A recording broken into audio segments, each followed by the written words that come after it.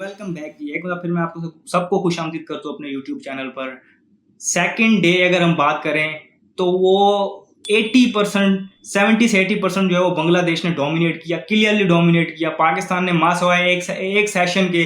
कोई अगर हम कहें ना, कोई जिसे कहते हैं कि डोमिनेटिंग पोजीशन में नहीं नजर आया। थोड़ी सी फाइट टुवर्ड्स द एंड हमें नजर आई, लेकिन डोमिनेशन जो होती है ना, प्रॉपर एक हम कहते हैं कि स्टैम्प करना अपनी अथॉरिटी, तो बांग्लादेश ने शो किया कि हम सीरीज में 1-0 अप हैं और हम बेशक अवे टीम है लेकिन हम आप पे सीरीज की बर्तरी हासिल करके आए। तो अपनी परफॉर्मेंस के उनको कॉन्फिडेंस वो उन पे शो किया और उन्होंने एक सेशन, मतलब जिसे हम कहें ना कि जिसमें वो डोमिनेट हुए थोड़ा सा, उसके बाद जो कमबैक किया तो वो उनका करेक्टर शो करता है एज अ टीम। वो किस तरीके से बिल्टअप हुए पड़े हैं और किस तरीके से उनका मोरल हाई है मैच पहला जीतने के बाद, तो वो शो हुआ और उन्होंने पाकिस्तान को through out the day dominate किया। पाकिस्तान ओवरऑल अगर हम बात करें तो सिर्फ 274 रन मैनेज कर पाई।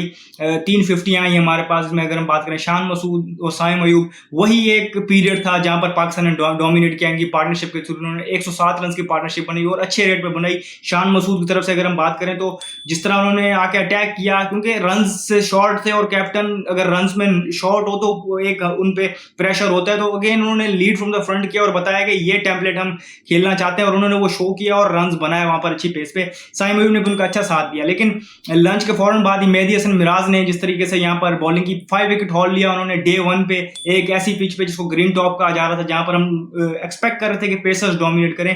लेकिन मजे की बात यह है कि यहाँ पर पेसर्स को भी अच्छा खासा बाउंस कैरी मिला है, अच्छा पिच में जूस था, सेटिस्फैक्ट्री पिच है। अगर आप अपने आप को एज अ बैट्समैन अप्लाई कर रहे थे तो आपको रन भी मिल रहे थे।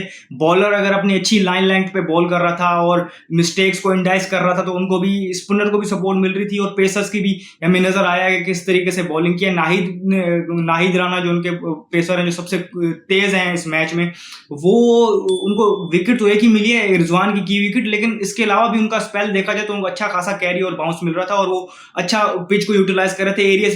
एरियाज भी जो है वो उनके बेहतर थे। तस्कीन अहमद की अगर हम बात करें, उन्होंने 3 विकेटें ली, उनके भी एरियाज बेहतर थे। और जो उन्होंने पहले ओवर की आखिरी बॉल की थी जिसपे उन्होंने अब्दुल्ला शफीक को आउट किया, एक तो सेटअप अच्छा था कि 5 अवे स्विंग किए उन्होंने, फिर उसके बाद उनका एक बॉल सीम होकर अंदर आया तो वो एक अनप्लेबल डिलीवरी थी अब्दुल्ला शफीक के लिए।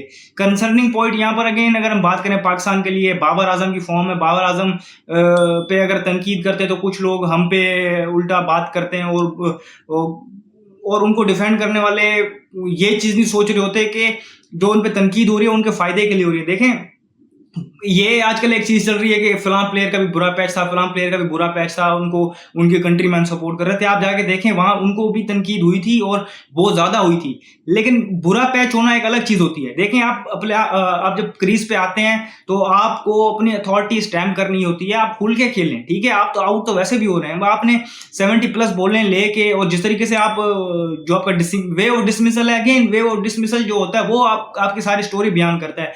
सम अप इस चीज को ये करता है कि पिछले एक बड़े स्पैन में, साल डेढ़ से अगर हम बात करें तो एक बड़ी इनिंग बाबर आजम की जो सिर्फ एक्स्ट्रा ऑर्डिनरी आई थी 150+ रन की, वो नेपाल के अगेंस्ट है। उसके अलावा आप मुझे निकाल के दिखा दें कहाँ उन्होंने अथॉरिटी के साथ बैटिंग की और कहाँ उन्होंने शो करवाया वो बाबर आजम है। यही अगर बाबर आजम 31 रन करते अथॉरिटी के साथ करते तो हम कम तनकीद करते, क्योंकि नजर आता है कि यार है बंदा जो है ना, जिस क्लास का उसको बताया जाता है, जिस कैलिबर की उसकी बात हो रही होती है, तो उस पर उसने लीव किया है। बॉल आपको एक बैट्समैन एक बॉल की मार होता है, कोई भी कितना बड़ा बैट्समैन क्यों ना हो, एक अच्छी बॉल पड़ेगी आउट हो जाएगा, उस पर किसी की तनकीद नहीं होती। बुरा पैच भी आता है, सब जो क्रिकेट देखने समझने वाले हैं सबको पता है कि सब पे बुरा पैच आता है, एज अ बैटर आप पे आता है। लेकिन जिस तरीके से वो आके ऑर्डिनरी लग रहे होते हैं, बिल्कुल थ्रेट नहीं कर रहे होते अपोजिशन को, और किसी भी मूवमेंट पे ऐसा नहीं लगा कि वो सेटल्ड है। कोई शॉट उन्होंने ऐसी नहीं खेली जिससे लगा हो कि वो कॉन्फिडेंट हो। अब ऐसे लग रहा था कि अभी गए, अभी आउट हुए, तो ये सीन नजर आ रहा था। उसके कंपैरेटिवली देखें, मैं ये कंपेयर नहीं कर रहा कि खुर्रम शहजाद या अबरार या ये मोहम्मद अली वगैरह ये कोई ज्यादा बड़े बैट्समैन है। नो डाउट बाबर आजम बहुत बड़ा बैट्समैन है और बुरा पैच चल रहा है उस पर, लेकिन उससे कैसे निकलना ये भी उसी नहीं देखना है।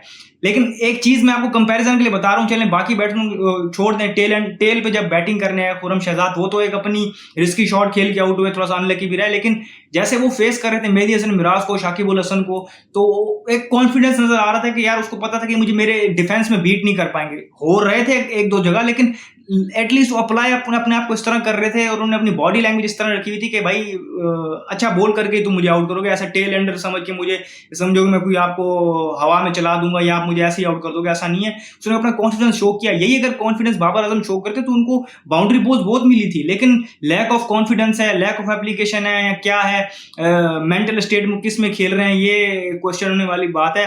अब अगर उनकी तरफ से 50-60 वाली इनिंग भी जो है सारा गैप कवर नहीं कर पाएगी, उनकी तरफ से एक बड़ा 100 और मैच विनिंग 100 ही जो है उनकी जो साख है उसको रिस्टोर कर पाएगा। बैट्समैन वो बहुत बड़े हैं, टेक्निकली बड़े साउंड हैं और इसमें कोई शक नहीं, उन्होंने पाकिस्तान के लिए पास में रन्स भी किए, लेकिन एट द मोमेंट जो बात है वो ये है कि वो बहुत ऑर्डिनरी नजर आ रहे हैं और वो पैच बड़े से बड़ा होता जा रहा है, उसमें से उनको ही निकलना है और तभी निकलेंगे जब वो इस चीज को एक्सेप्ट करेंगे। जब तक वो इस चीज को एक्सेप्ट नहीं करते तब तक वो इस चीज से निकलेंगे नहीं।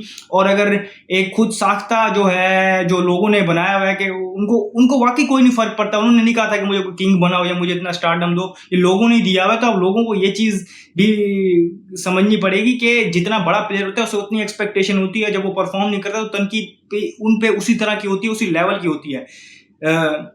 तो ये उन पे डिपेंड करता है, ये एक पाकिस्तान के लिए बड़ा कंसर्निंग पॉइंट है। बाकी अप एंड डाउन देखें तो परफॉर्मेंस होती रहती हैं, जिस तरह सलमान अली आगा ने नीचे से फाइट की टेल के साथ, बड़ा अच्छा लगा ये देखे, वरना एक मूवमेंट ऐसा लग रहा था कि शायद हम 250 भी ना कर पाए, लेकिन वो हम कर गए।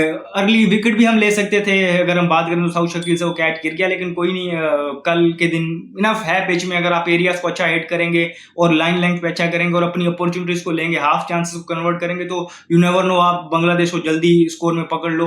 तो डिसिप्लिन मैटर करेंगे, जिस तरह बांग्लादेश ने होप नहीं हारी, डिसिप्लिन से बॉल करते रहे और फिर उन्होंने पाकिस्तान को एक स्पॉट ऑफ बॉर्डर में पाया, और वहां पर अगर हम बात करें तो स्पिनर्स को भी सपोर्ट मिल रही है पिच पे, पेसर्स को भी मिल रही है। मेहदी हसन मिराज ने 5 विकेट ऑल लिया, वहीं अगर हम बात करें तो तस्कीन ने 3 विकेटें ली, नाहिद का स्पेल भी आपके सामने है, तो पेसर्स भी इस पिच से एक्सपेक्ट करें कि उनको चीजें मिलेंगी। और हमें नजर भी आया जिस तरह मीर हमजा ने पहला ओवर किया, और इवन खुरम शहजाद वाला थोड़ा अगर हम बात करें थोड़ा सा वो वेवर्ड रहे, लेकिन सरफेस से उनको मिल रही है डेविएशन भी और बाउंस भी अच्छा मिल रहा है, तो एक्सपेक्ट कर सकते हैं हम कि अगर हम कल पहले सेशन में अच्छे एरियाज में बॉल करते हैं और अपॉर्चुनिटीज को ग्रैब करते हैं तो हम उनको पकड़ सकते हैं। मैच अभी भी मतलब इतना दूर हमसे नहीं गया। मैंने आज के दिन की डोमिनेशन के हवाले से ये बताया है कि मैच जो है डोमिनेट किया 70 to 80% बांग्लादेश ने, लेकिन इसका ये मतलब नहीं कि वो मैच में इतना आगे निकल गए हैं। मैच में अगर हम बात करें तो स्टिल 60 to 40% वाला रेशो चल रहा है, क्योंकि अर्ली जो आउट कर लिया ये बांग्लादेश के पास जो है क्रेडिट है और ये उनके पास एडेड एडवांटेज है। लेकिन पाकिस्तान का लाके जिस तरह मैंने आपको बताया कि अच्छे एरियाज हिट करे और उनको श्योरली सपोर्ट मिलेगी, सरफेस से नजर आया क्लियरली, और अगर एरियाज को हिट करते हैं और अपॉर्चुनिटीज में अगेन कह रहा हूँ ग्रैब करते हैं, जो हाफ चांसेस होते हैं उनको कन्वर्ट करते हैं, तो पाकिस्तान इनको फंसा लेगा।